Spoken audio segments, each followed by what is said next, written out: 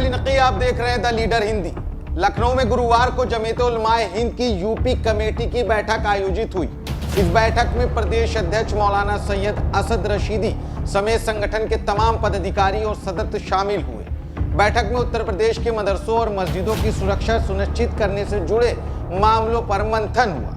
वहीं योगी सरकार द्वारा नेपाल से सटे जिलों में मदरसों, मस्जिदों और मज़ारों के खिलाफ बड़े पैमाने पर की जा रही कार्रवाई पर चर्चा हुई। मदरसों के ऊपर बुलडोजर की कार्रवाई को संविधान विरोधी भी बताया गया।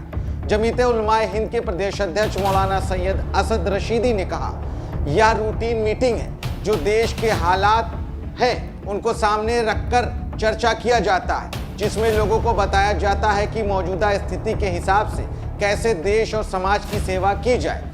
सूबे के तमाम अजला के जिम्मेदारों को जमा किया जाता है। हर साल होती है, कभी साल में 2 मरतबा होती है, कभी 3 मरतबा, कभी 1 मरतबा। तो ये तो रूटीन की मीटिंग है, कोई ख़ास मुद्दा नहीं है इसका। जो मुल्क के हालात हैं उसको सामने रख करके लोगों को राह दिखाई जाती है कि अपने अपने ज़िले में वो किस तरह से मुल्क की और कौम की खिदमत करें। वक्फ को लेकर मौलाना ने कहा कि मामला कोर्ट में है, वहाँ चर्चा हो रही है। सुप्रीम कोर्ट में हमारे संगठन के वकील सबसे आगे हैं, अपनी बात मजबूती के साथ रख रहे हैं। हमें पूरा यकीन है कि संविधान में जो अल्पसंख्यकों का अधिकार दिया गया है उसे सुप्रीम कोर्ट की रक्षा मिलेगी। वक्त का मामला तो कोर्ट में है, जो चर्चा हो रही है वो कोर्ट में हो रही है। उसको हम और आप चर्चा करके क्या नतीजा अखज़ करेंगे उसका। और कोर्ट में जमीयत उलमा खड़ी हुई है और अल्हम्दुलिल्लाह सबसे आगे जमीयत उलमा के वकील हैं सिंपल साहब, वो बहस कर रहे हैं।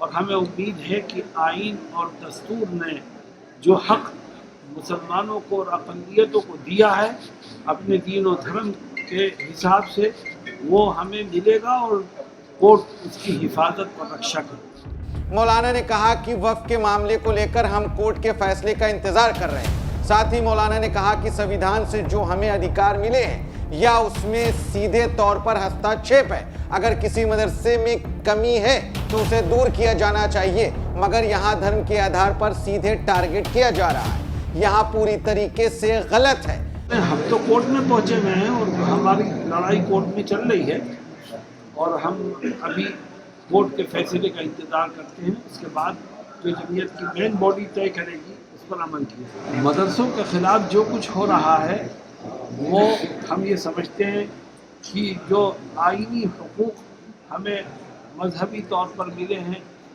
उसमें ये दखल अंदाजी की जा रही है। अगर किसी मदरसे के अंदर कोई कमी है तो हमने मदरसे वालों से भी कहा है कि आप अपनी कमियों को दूर करें, लेकिन हमें अंदाज़ा ये होता है कि मजहब सिर्फ और सिर्फ मजहब की बुनियाद पर उन्हें टारगेट किया जा रहा है, जो इस देश के अमन, अमान और यकता के लिए नुकसानदेह है। मौलाना ने कहा, मदरसों में साइंस और मैथ्स पढ़ाए जाने का स्वागत किया जाता है। उन्होंने कहा कि मॉडर्न एजुकेशन अच्छी चीज़ है, इसे लागू भी होना चाहिए।